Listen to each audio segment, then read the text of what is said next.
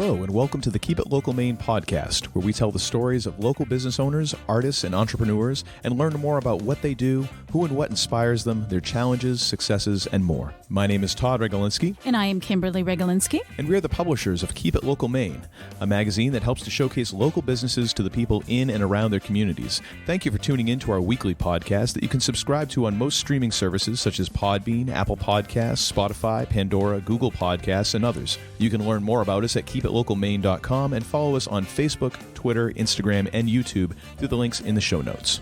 In this episode, we'll be talking with the owners of Pine Point Grill in Scarborough, Paul and Kate Landry. Kate and Paul have owned and operated restaurants in Maine for 28 years, starting in 1994 with their first, Max Grill, an Auburn icon that continues to flourish under new ownership today. In 2005, they opened Fishbones Grill in the Bates Mill Complex in Lewiston, Maine, as the first tenant in Mill Number 6, and it was credited with helping to revitalize Lewiston's downtown area.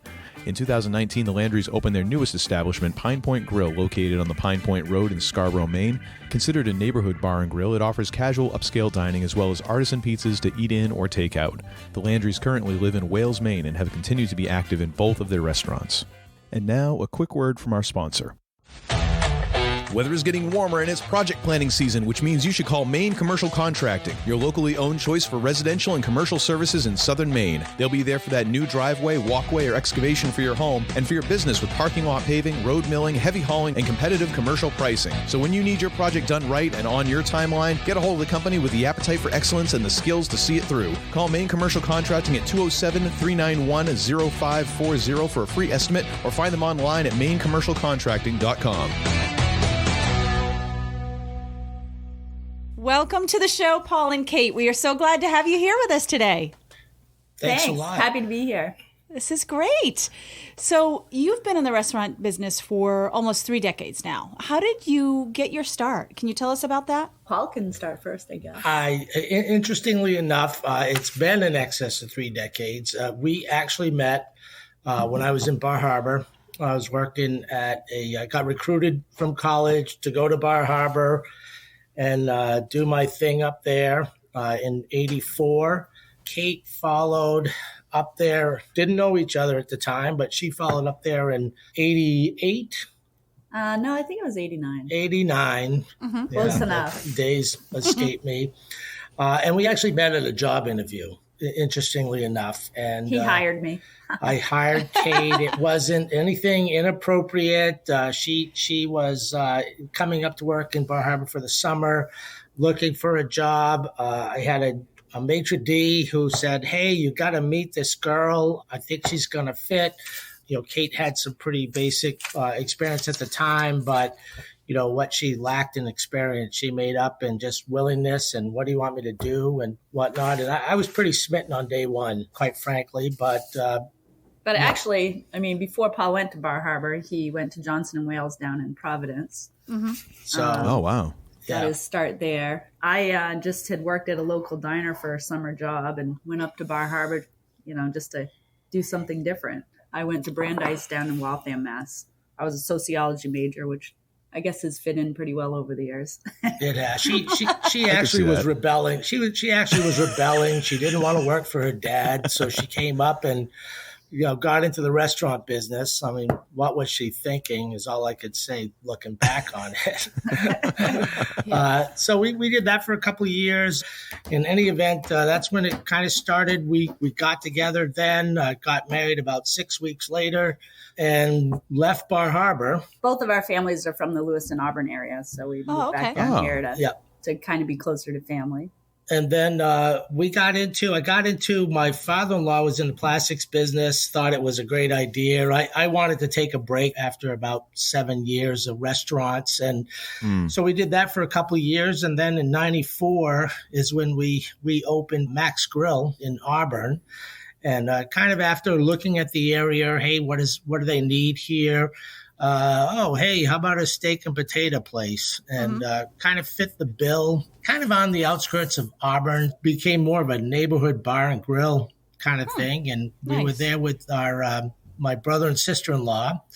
And so we were doing that for a while. Yeah, at that time, Lewiston, Auburn, there was a plethora of, the Village Inn, the Chickadee, there's a lot of fried seafood. I was back in the 90s. It really wasn't a steakhouse, but Black Angus was getting all the rave reviews online and, in the marketplace. So we said, hey, let's do something that isn't offered in town.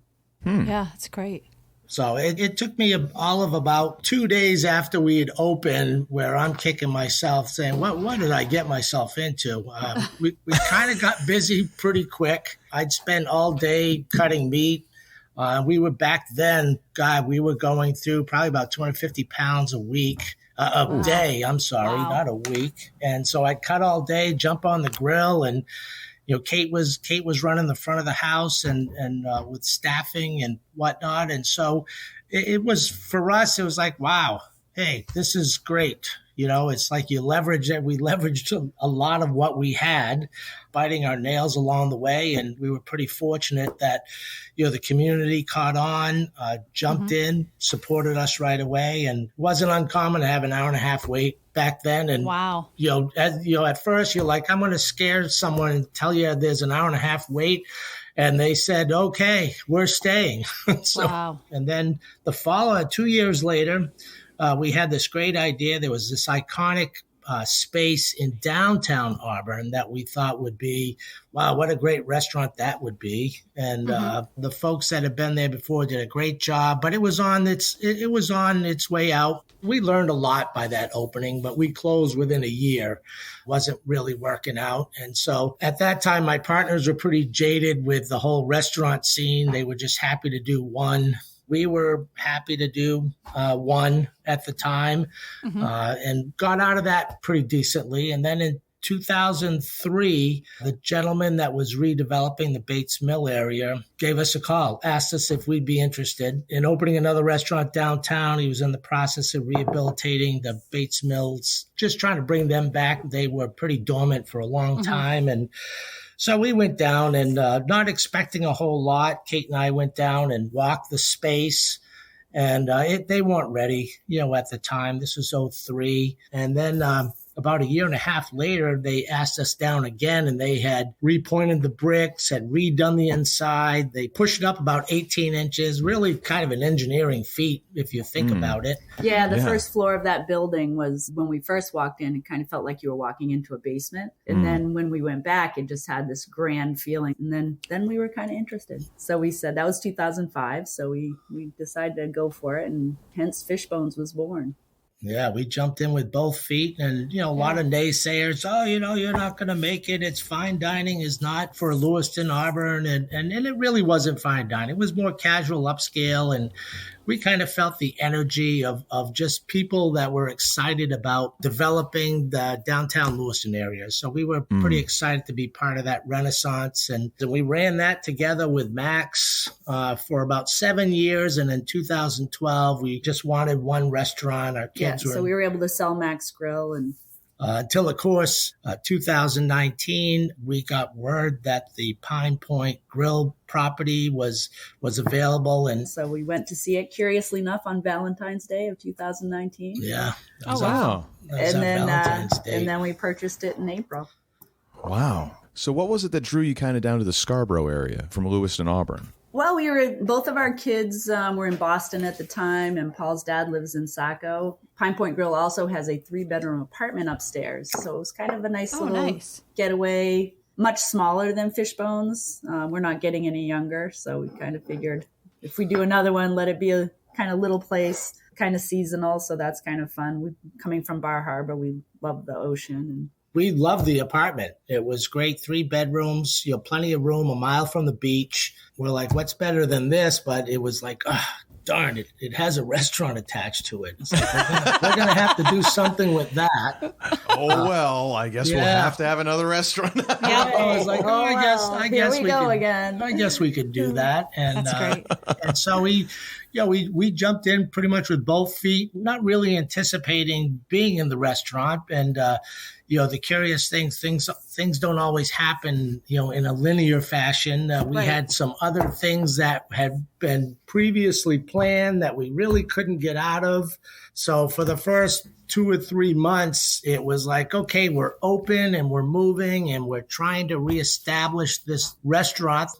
We rebranded. We're learning more every day. We're still cleaning out stuff from and 2 years it's kind ago. of fun because, believe it or not, there's actually a lot of people from our area in Lewiston, Auburn that move down there or have family down there. So every day we're in there and we know so many people. It's really kind of been kind of fun that way, seeing customers that we didn't see anymore, and they're like, "Oh, we moved down here." Oh, So that's great. now they're coming to visit us there. Well, if you have enough restaurants, eventually you start running into the same people. Yes.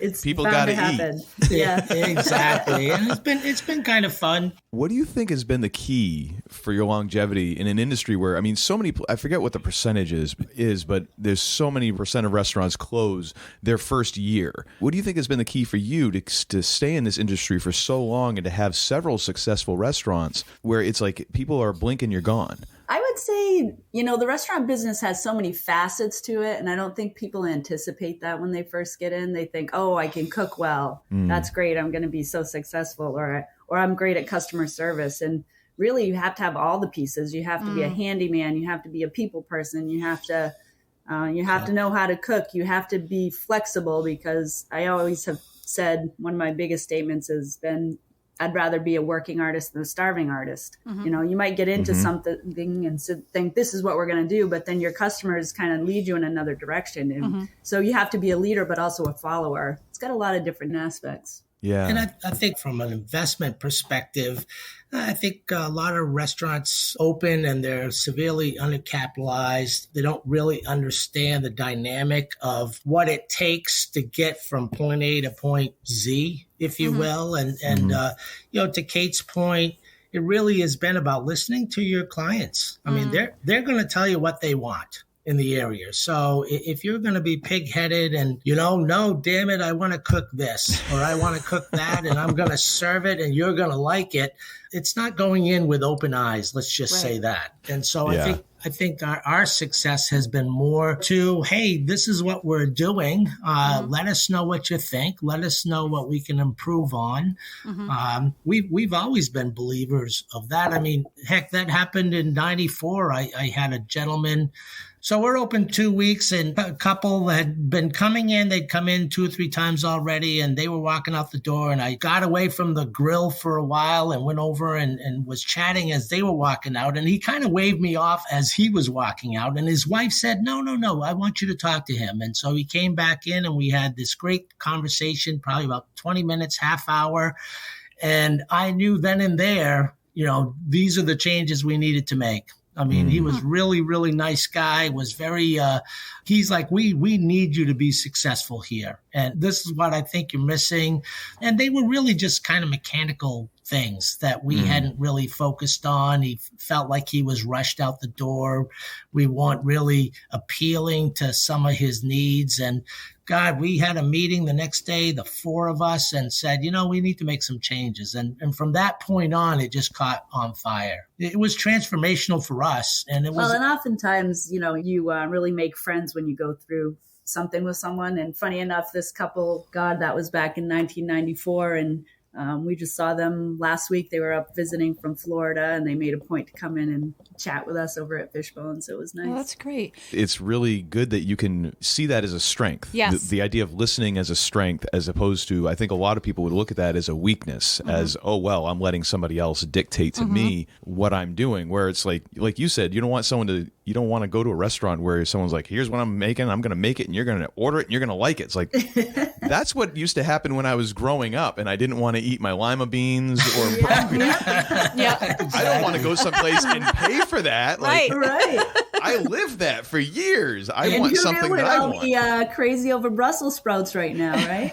Well, I have to say, Brussels sprouts have come up from what I remember Brussels sprouts as a kid. Oh, yeah. Oh, my goodness. You Brussels put sprouts now, bacon I with love those them. things and all the sauces. Wow, those are good. Well, enough bacon and butter on anything, and really, I mean, you've got to wonder. Exactly. Well, they're not your granddad. They're not your granddaddy's Brussels sprouts anymore. They're not. That's for sure. No, not at all. Boiled. Oh yeah, Kind boiled of within an awful. inch of its life, and then a little bit more just to make sure. Yeah. Like, Yeah, just to make sure it's dead and we can get the kids to eat it. And they Yeah. were frozen, right? oh my gosh, God, it was just- almost like it was like you were worried about, instead of like cooking the chicken all the way through. Well, we got to make sure no one's died from food poisoning from Brussels sprouts ever. Right. Like if they're a little under. Not at all. Oh my Not at goodness. all. Yeah, it's true. Oh. And they are supposed to be green, no doubt about it, not brown for sure. But This is true. You know, a lot of it is just the key is listen to your guest. I mean, Yeah. and I don't care what business you're in. I think it's kind of a lost art. It's like any relationship, whether it's your friend or your customers. There's a little give and take. You can't be all one way. So sometimes you got to compromise something you thought was going to be great just to bend it a little bit to make it, Yeah.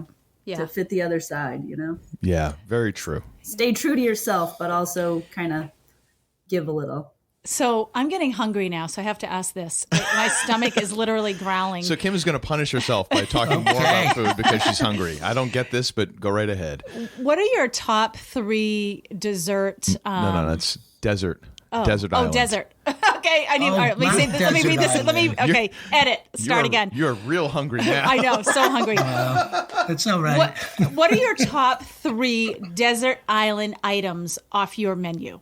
If you Top 3. only had to pick 3. If you could only pick 3 Well, the beauty. Like that we like to eat or that we sell? that you like to eat, that Yeah, that you you could personally pick, like that to you eat. could personally take to the desert island with you. Chocolate.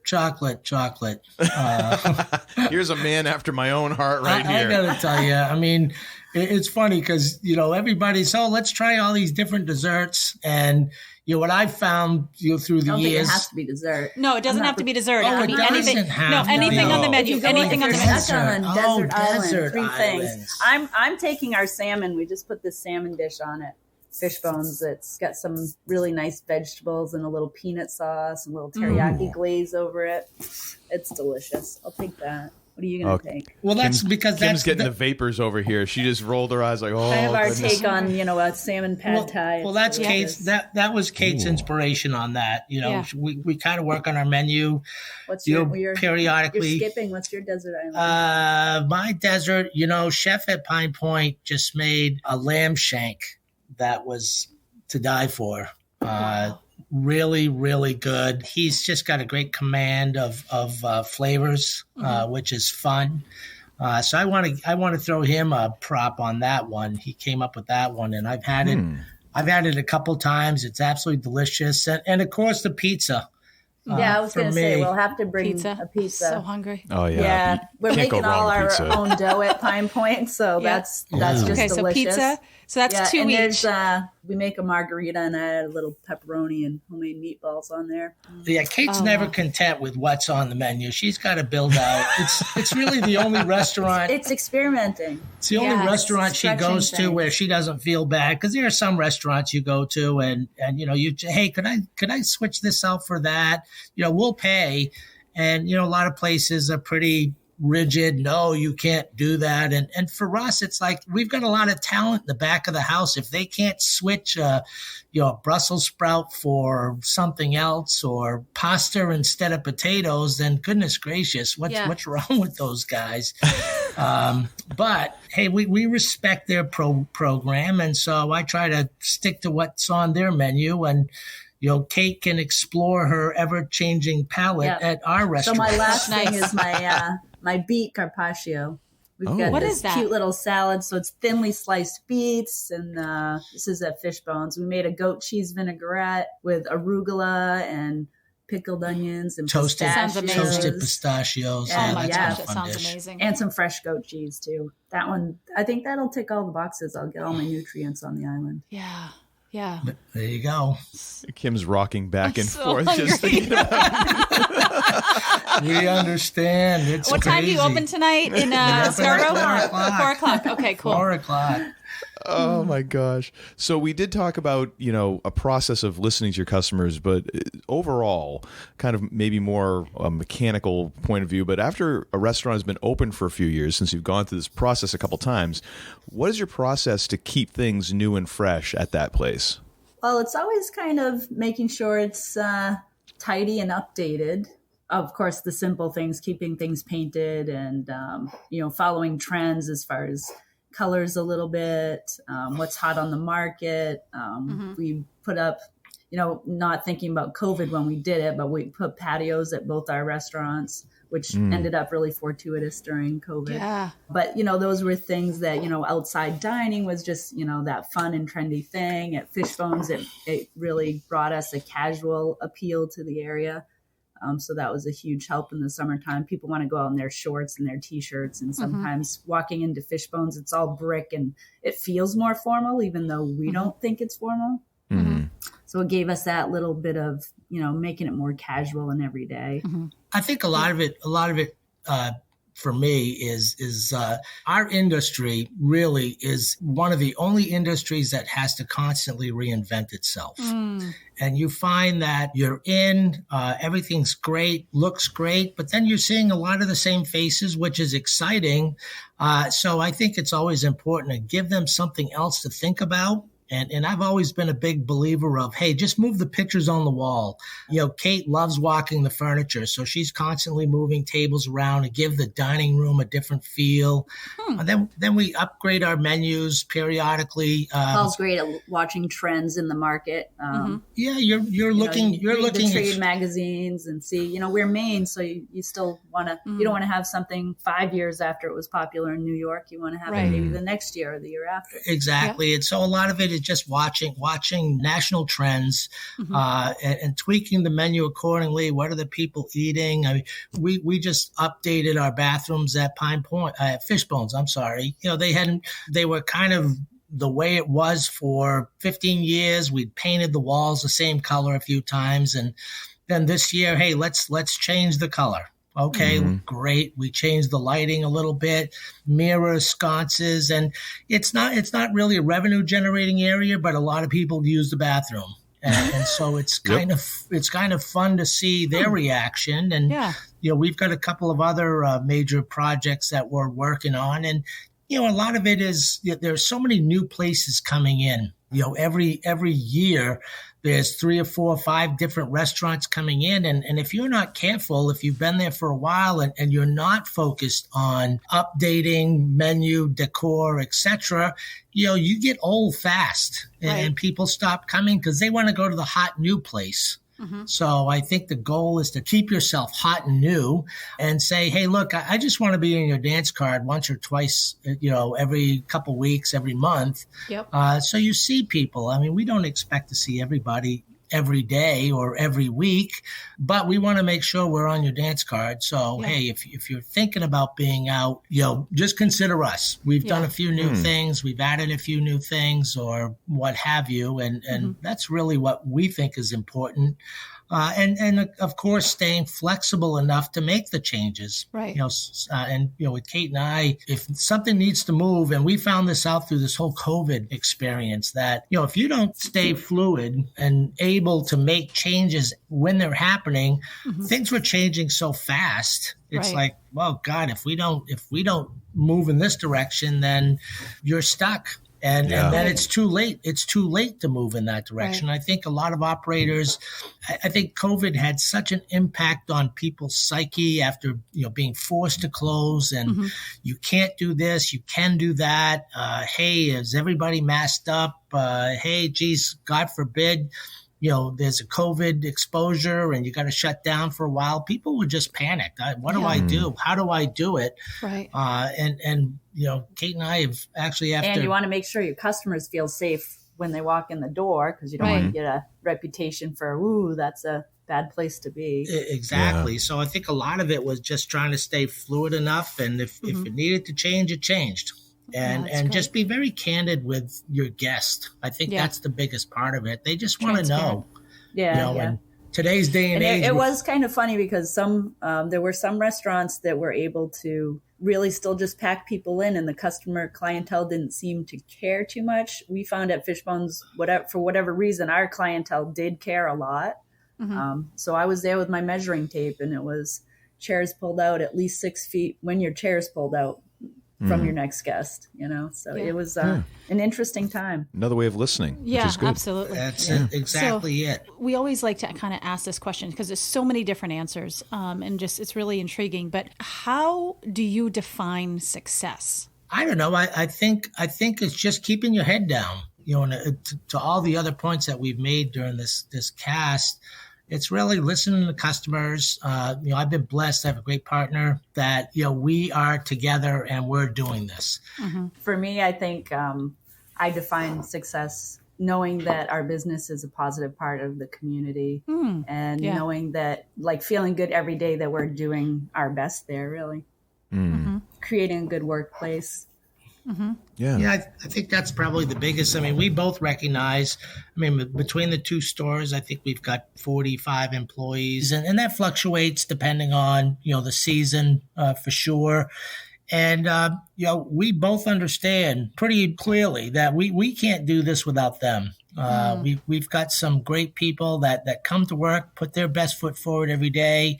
We're happy to see them. They're happy to see us. That's probably been one of the bigger things is that, one of us, we usually split our time. If I'm at Fishbones, Kate's at Pine Point or vice versa. And I think our staff appreciates that. Just saying, hey, we're not here together. And when the stuff hits the fan, what do you guys need? We're here to help out. And I can't tell you how many dishes I've done the last couple years. And I have to say it's inspirational. I look at it as inspirational. When I jump back there and I'm willing to do it with a smile on my face, I find that others say, well, this isn't so bad. And it's not like we changed their pay rate to do it. Hey, if you're a cook, obviously during COVID, everyone's worn a bunch of different hats. Exactly. And everybody's kind of attacked it with the right frame of mind. Mm-hmm. And I think a lot of it's because we're willing to do the same thing. Absolutely. Yeah. What do you need done? I'm not going to move a cook off a line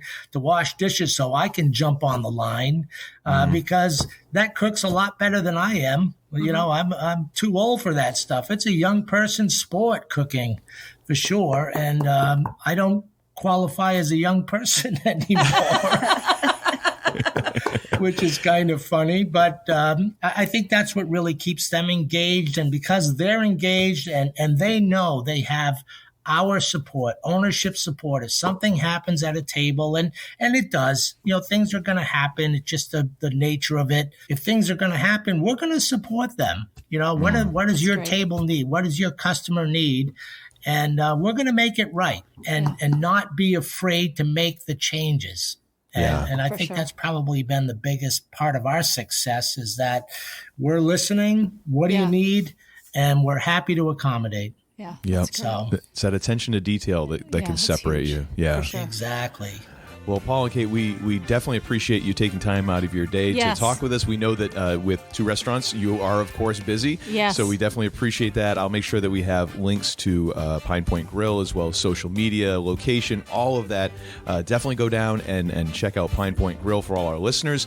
And just once again, we wish you great success this coming year and in the future. And thank you so much for talking with us. Thank we really you so much. This has been great. Thank you guys. Thanks for listening. Thanks for listening and including us in your podcast programs. It's been our pleasure. Thank you. Absolutely. Once again, we'd like to thank our sponsor and encourage you to check them out through the link in the show notes. And thank you again for listening.